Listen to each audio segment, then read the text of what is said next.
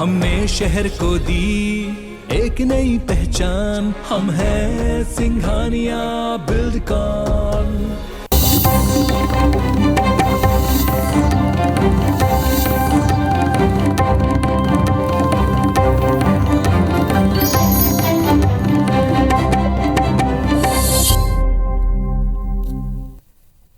नमस्कार, मैं हूं आकांक्षा और आप देख रहे हैं IBC 24 MP से जुड़े हमारे इस खास बुलेटिन में आप सभी का स्वागत है।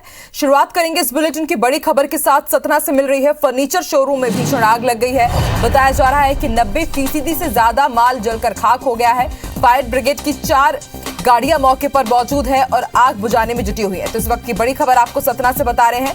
फर्नीचर शोरूम में भीषण आग लगी है।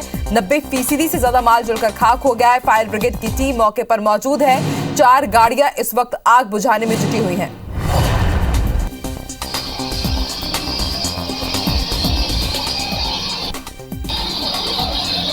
ये तस्वीरें भी हम आपको दिखा रहे हैं। इन तस्वीरों को देखकर आप अंदाजा लगा सकते हैं कि आग कितनी भीषण है और लगातार कोशिश की जा रही है कि जल्द से जल्द आग पर काबू पाया जा सके। फर्नीचर शोरूम है और ऐसे में आग की जो लपटें हैं वो और भी ज्यादा तेज हो रही हैं।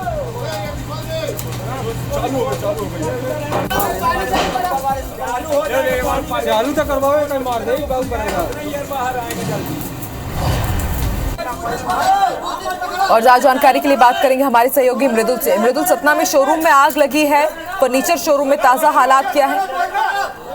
देखिए, ताजा हालात की बात करें तो अब तक आग में काबू पाया जा चुका है, लेकिन तकरीबन 1 करोड़ का सामान जो फर्नीचर दुकान में रखा हुआ था, इस शोरूम में रखा हुआ था, पूरी तरह से जलकर खाक हो चुका है। आपको बता दूं कि आज संडे का दिन था, छुट्टी का दिन था, इस वजह से शोरूम बंद था। और जब शोरूम के अंदर से धुआं निकलते लोगों ने देखा तो शोरूम के मालिक को इस बात की सूचना दी और दमकल कर्मियों को भी सूचना दी गई। और मौके पर जैसे ही शोरूम मालिक ने शटर खोला तो 3 मंजिल के पूरे शोरूम में आग पूरे शोरूम को चपेट में ले चुकी थी। और पूरे जो शोरूम में माल रखा हुआ था, बताया जा रहा अनुमानित 1 करोड़ रुपए का माल रखा हुआ था, वो पूरा जलकर खाक हो चुका है। इसमें तो 4 दमकल की गाड़ियां लगी और स्थानीय लोगों की मदद से आग को काबू पाने में तकरीबन 3 घंटे का वक्त लगा। अब पूरी तरह से आग पर काबू पाया जा चुका है, लेकिन शोरूम मालिक को काफी नुकसान हुआ है इस पर। जी, शुक्रिया मृदुल पूरी जानकारी के लिए। चलिए बढ़ते आगे रुक करेंगे कुछ दूसरी खबरों का। उत्तर प्रदेश में अंबेडकर नगर के अकबरपुर में चुनावी सभा को संबोधित करते हुए मध्य प्रदेश के सीएम शिवराज सिंह चौहान ने सपा और कांग्रेस पर जमकर निशाना साधा। अखिलेश यादव पर तंज कसते हुए उन्होंने कहा कि अखिलेश यादव फ्लॉप फिल्मों के डायरेक्टर हैं। उन्होंने कहा कि अखिलेश यादव जिसके साथ भी चुनाव लड़े उसका बंटाधार कर दिया है, चाहे वो बसपा रही हो या फिर कांग्रेस। इस चुनाव में जयंत चौधरी भी अखिलेश के साथ है, उनका भी यही हश्र होगा। लोहिया को याद करते हुए शिवराज ने कहा कि समाजवाद में बदल दिया है। उन्होंने कहा योगी ने उत्तर प्रदेश और मोदी ने देश का गौरव बढ़ाया है। और भारत माता के साथियों, आप सभी को जिसका इंतजार था, हम सभी के अखिलेश फ्लॉप फिल्मों के डायरेक्टर हैं। एक बार राहुल गांधी का साथ लिया तो कांग्रेस ही खत्म हो गई, दूसरी बार बुआ जी चक्कर में आ गई तो बबुआ की जोड़ी बन गई लोकसभा में। और जैसे ही चुनाव खत्म हुआ और रिजल्ट आया तो बुआ ने फिर हाथ जोड़ी, कब जन्म भर तेरा मुंह नहीं देखूंगी बबुआ। तो यूपी चुनाव को लेकर घमासान तेज हो गया है। इस बीच मध्य प्रदेश के पूर्व मुख्यमंत्री कमलनाथ ने बड़ा बयान दिया है। कमलनाथ ने उत्तर प्रदेश चुनाव को लेकर कहा कि कांग्रेस का कुछ भी हो, लेकिन यह तय है कि उत्तर प्रदेश में इस बार बीजेपी नहीं आने वाली। बता दें कि कमलनाथ कांग्रेस अध्यक्ष सोनिया गांधी के साथ लगातार उत्तर प्रदेश और पंजाब चुनाव की रणनीति बना रहे हैं। कमलनाथ यूपी चुनाव के लिए कांग्रेस के स्टार प्रचारक भी हैं।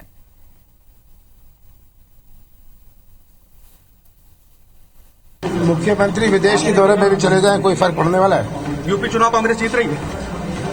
कांग्रेस जीतेगी या नहीं जीतेगी, एक बात पक्की है कि बीजेपी नहीं जीत रही। मध्य प्रदेश में विधानसभा चुनाव साल 2023 की तैयारियां अभी से शुरू हो गई है। दोनों ही बड़ी राजनीतिक पार्टियों ने कसावत की शुरुआत कर दी है। भोपाल में पूर्व सीएम कमलनाथ ने डिजिटल सदस्यता अभियान को लेकर सोशल मीडिया के पदाधिकारियों के साथ बड़ी बैठक की और कहा कि सभी को डिजिटल सदस्यता अभियान में ताकत के साथ जुटना है।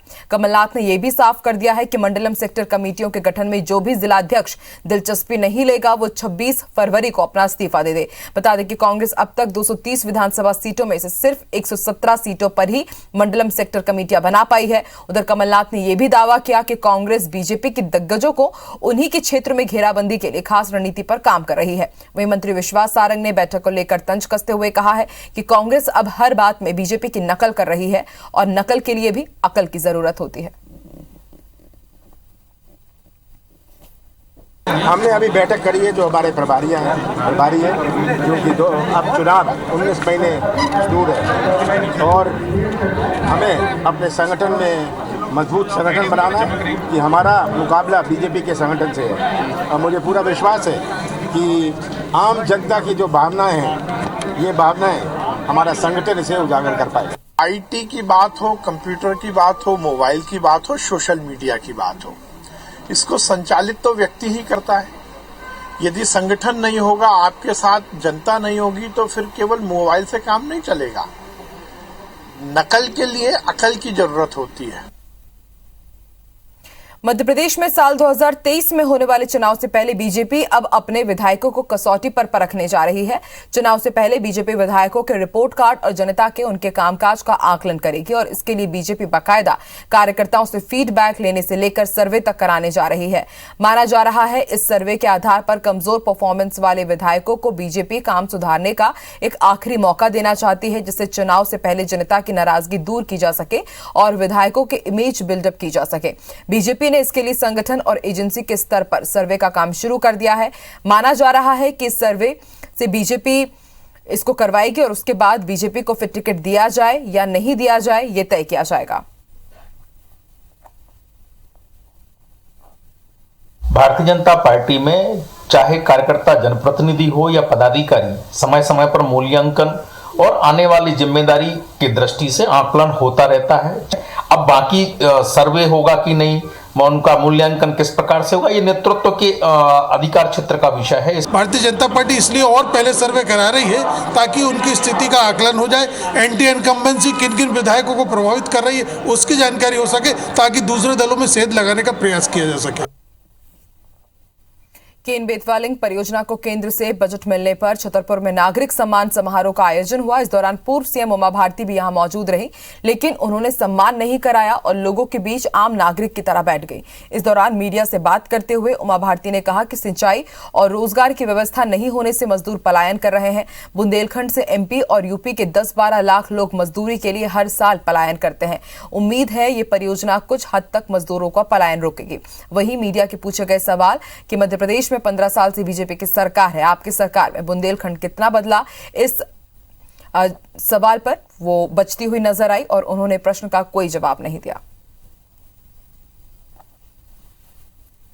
बुंदेलखंड का 10 से 12 लाख और ये बहुत दुर्भाग्यपूर्ण बात है, क्योंकि मजदूरी करने के लिए आदमी कभी जाता है जब उसको अपने गांव में भरपेट भोजन न मिले। तो अब मुझे लग रहा है कि ये 2 योजनाओं के बाद में वो स्थिति बदल गई। बजट से पहले राज्य सरकार को लग रहा है कि किसानों की आय दुगनी करने का मुद्दा गरमा सकता है, इसलिए सरकार ने अभी से किसानों के सुझाव पर बजट बनाने का काम शुरू कर दिया है। इसकी शुरुआत रविवार को ग्वालियर से हुई। किसानों के लिए सरकार ने बड़े ऐलान किए हैं। मंत्री भारत सिंह कुशवाहा ने ग्वालियर चंबल संभाग के भिंड, मुरैना, ग्वालियर और दतिया के किसानों को आमंत्रित किया और उनके सुझाव मांगे। किसानों ने अपनी समस्याएं बताई और कई सुझाव भी दिए। किसानों ने दिन में बिजली कटौती को एक बड़ी समस्या बताया और सुझाव दिया कि कम से कम 8 घंटे की बिजली एक निश्चित समय पर मिलनी चाहिए। सुझावों के आधार पर राज्य सरकार मार्च में पेश होने वाले बजट पर फोकस कर रही है। किस चीज को हम सम्मिलित करें, इसके लिए विशेष प्रशिक्षण के माध्यम से जो सुझाव आए उनकी हम समीक्षा करके, स्क्रूटनी करके जो उपयुक्त सुझाव होंगे उनको हम कोशिश करेंगे कि बजट में, विभागीय बजट में सम्मिलित करें। गृह मंत्री नरोत्तम मिश्रा ने अपने 2 दिवसीय प्रवास के अंतिम दिन दतिया में सुपर किंग संडे कार्यक्रम के तहत पीतांबरा पीठ में सायरन बजाकर सुपर क्लीन संडे का आगाज किया। इसके बाद वो रामसागर खोड़न पहुंचे, जहां केवट समाज के सामुदायिक भवन का लोकार्पण किया। गृह मंत्री ने मांझी केवट समाज के इस कार्यक्रम में जय श्री राम का नारा भी लगाया। गृह मंत्री ने कहा कि भोपाल में गाय के गोबर से गौकाष्ठ बनाया जाता है, जिसका उपयोग मुक्ति धामों में मुर्दा जलाने के लिए किया जाता है। उन्होंने कलेक्टर को दतिया नगर पालिका में भी गौकाष्ठ बनाने की मशीन लगाने के निर्देश दिए हैं। गृह मंत्री ने कहा कि 27 फरवरी को सुबह 10 बजे लोग आधा घंटे के लिए अपने अपने घरों के सामने सफाई का कार्य करेंगे, जिससे स्वच्छता का संदेश जाएगा।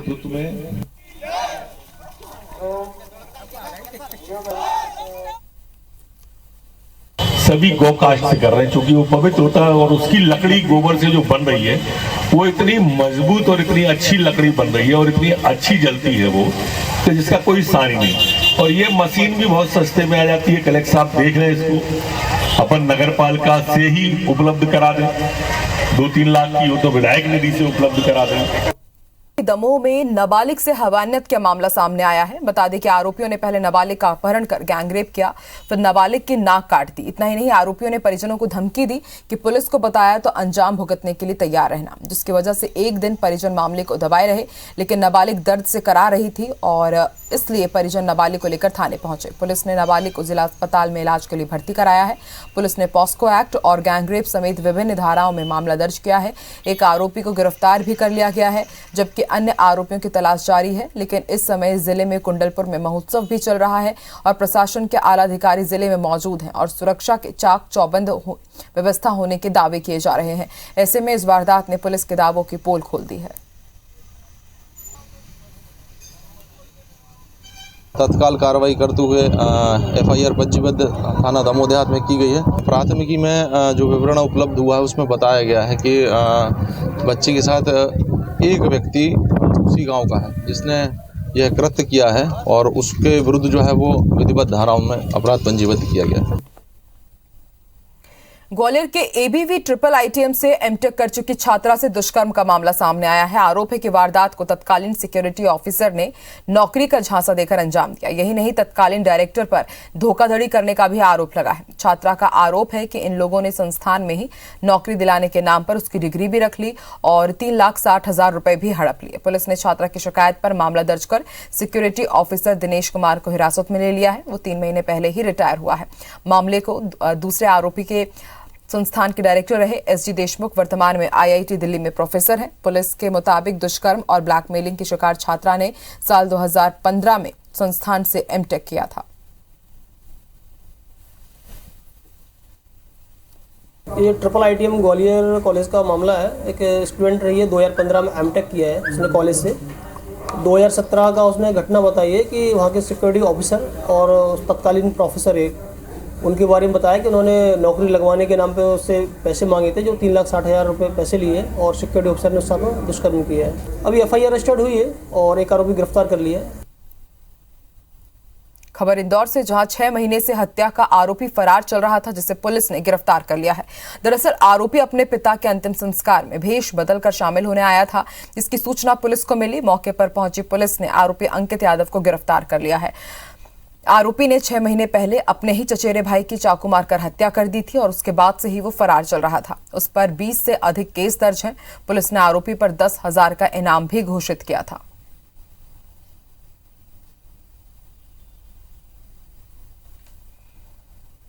(327, 307, 302 का प्रकरण पंजीबद्ध हुआ था। भोला पे पूर्व में भी प्रकरण पंजीबद्ध हुए हैं। कई इसके लिस्टेड अपराध रहे हैं। पुलिस लगातार इसके पीछे थी और ये बड़ी सफलता प्राप्त हुई है। इसको कल रात को हम इसको राउंड अप कर पाए। खबर देपालपुर से, जहां कुछ दिन पहले गैस कटर के जरिए एटीएम लूटने की कोशिश करने वाले आरोपी पुलिस के हत्थे चढ़ गए हैं। एटीएम मशीन काटते वक्त मशीन में आग लग गई थी, जिसमें 8 लाख रुपए जलकर खाक हो गए थे। 10 लाख रुपए जलने से बच गए थे। पुलिस ने इस मामले में अंतर्राज्यीय गिरोह के 3 सदस्यों को गिरफ्तार किया है। पूछताछ में गिरोह ने देश के अन्य राज्यों में भी एटीएम कटिंग कर वारदातों को अंजाम देने का खुलासा किया है। वहीं पुलिस ने बताया कि आरोपी फर्जी नंबर प्लेट लगाकर घटना को अंजाम देते थे। घटना की जांच के दौरान पुलिस ने कई सीसीटीवी फुटेज भी खंगाले, जिसमें आरोपियों की गाड़ी राजस्थान की ओर जाती दिखी। धर्मकुंज कॉलोनी के पास लगे एटीएम के पास जब पुलिस पहुंची तो 3 लड़के संदिग्ध अवस्था में दिखाई दिए जो पुलिस को देखकर भाग रहे थे, जिन्हें पकड़कर पूछताछ की गई। वो पलवल हरियाणा के रहने वाले हैं। पूछताछ में आरोपियों ने अपने पुराने वारदातों को भी कबूल किया है।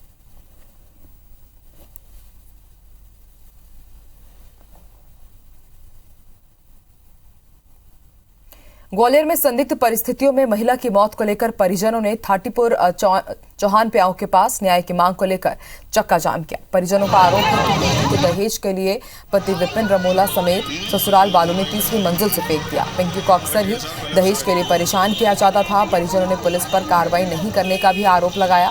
फिलहाल थाटीपुर पुलिस ने मामला दर्ज कर परिवार के सदस्यों को भरोसा दिलाया है कि पोस्टमार्टम रिपोर्ट आने के बाद उनके बयान के आधार पर दहेज लोभी ससुराल वालों के खिलाफ सख्त कार्रवाई की जाएगी। बता दें कि पिंकी को घायल हालत में इलाज के लिए भर्ती कराया गया था, जहां उसकी मौत हो गई।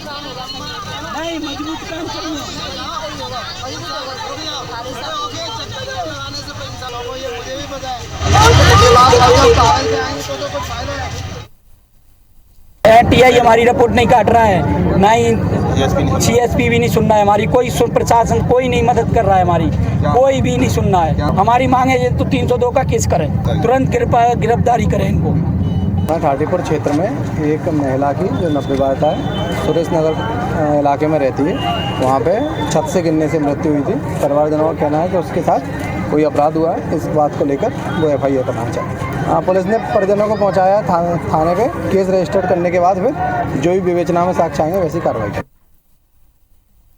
भोपाल पुलिस के थाने और ट्रैफिक पुलिस के बैरिकेड्स देखने पर ऐसा लग रहा है कि केबल, वायर, चश्मे, कॉलेज और पाइप की दुकान बन गए हों। थानों से लेकर एडिशनल DSP कार्यालय तक में ग्लो शाइन बोर्ड पर कई निजी संस्थानों के बड़े बड़े विज्ञापन लगे हुए हैं। हैरानी की बात यह है कि कंपनी विज्ञापन के लिए कोई शुल्क भी नहीं दे रही है, वहीं पुलिस भी इनकी ब्रांडिंग के लिए कोई शुल्क नहीं ले रही है। कई विज्ञापन ऐसे हैं जो सालों से लगे हुए हैं, लेकिन इसकी भनक तक किसी अधिकारी को नहीं है। चर्चा है कि थानों के आड़ में विज्ञापन की दुकान काफी लंबे समय से चल रही है। दूसरी तरफ पुलिस इन विज्ञापनों को जन सहयोग का नाम दे रही है।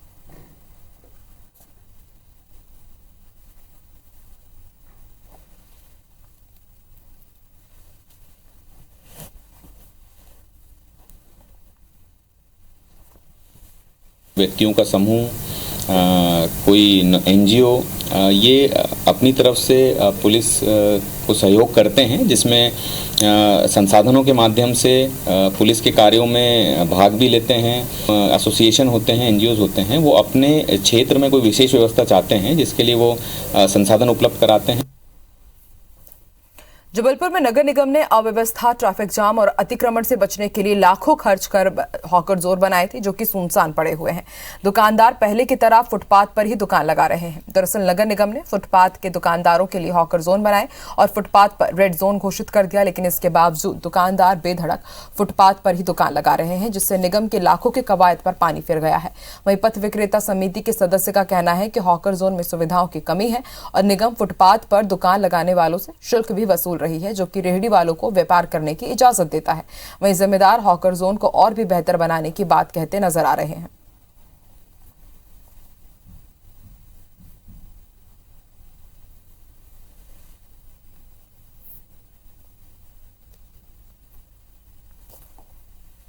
भी निगम प्रशासन के जो कमिश्नर थे उनसे मैंने बोला, उनसे आग्रह किया था कि साहब जितने भी हॉकर जोन खाली पड़े हैं उनको प्रॉपर पर्याप्त व्यवस्थाएं कर जाएं, शेड बनाए जाएं, लाइट की व्यवस्था हो, वहाँ पर जो हमारे पथ विक्रेता भाई बहन हैं वो उनके लिए सुलभ की व्यवस्था हो। तो शहर जो रोडों पे हमारे भाई व्यापार कर रहे हैं उनको उठा के हम वहाँ व्यवस्थित कर दें। उसमें हम निरंतर कार्रवाई कर रहे हैं। आज कल हमारे यहाँ वार्ड नंबर जोन नंबर 5 में एक कार्रवाई प्रस्तावित है और जो हॉकर्स कॉर्नर है उनमें हम शिफ्ट करने की कार्रवाई करेंगे ताकि यातायात बाधित ना हो।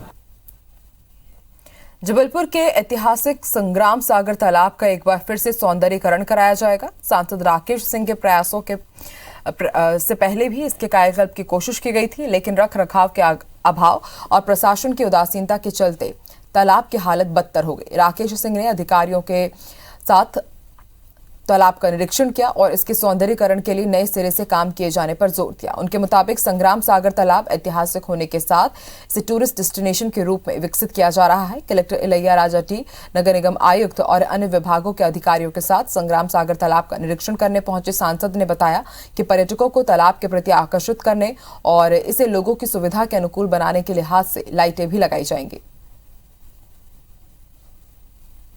आज संग्राम सागर एकदम बदले हुए रूप में है, लेकिन अब इसमें और भी कार्य करने की आवश्यकता है और इसलिए मैंने कलेक्टर महोदय को, कमिश्नर महोदय को, नगर निगम इनसे कहा था कि एक बार यहाँ पर आके हम निरीक्षण करने के बाद ये निर्णय करें कि और क्या क्या चीज़ें यहाँ पर पर्यटन की दृष्टि से हो सकती हैं। ग्वालियर में एक बार फिर अज्ञात बदमाशों ने एक ही रात में 3 एटीएम से लाखों रुपए पार कर दिए हैं। चोरों ने गैस कटर से एटीएम काट कर करीब 45 लाख रुपए की चोरी की है। पहला एटीएम पड़ाव थाना क्षेत्र के साई बाबा मंदिर के पास है। दूसरा एटीएम ग्वालियर थाना क्षेत्र के अंतर्गत सेवानगर में है, जबकि तीसरा एटीएम महाराजपुर थाना क्षेत्र के शताब्दीपुरम में स्थित है। लेकिन हैरानी की बात यह है कि तीनों ही एटीएम को एक ही पैटर्न से गैस कटर से काटा गया है। बदमाशों के एटीएम काटने के तरीके से पुलिस को अंदेशा है कि एक ही गैंग की करतूत हो सकती है। तीनों एटीएम से 15-15 लाख यानी कि कुल 45 लाख रुपए की चोरी हुई है। पुलिस को सीसीटीवी फुटेज भी बरामद हुए हैं, जिसके आधार पर पुलिस बदमाशों की तलाश कर रही है।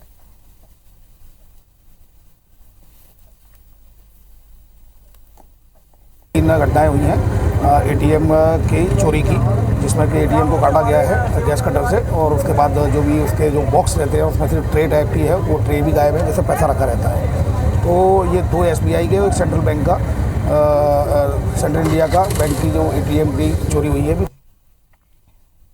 और इस बुलेटिन में फिलहाल इतना ही। आप देखते रहिए IBC 24। नमस्कार।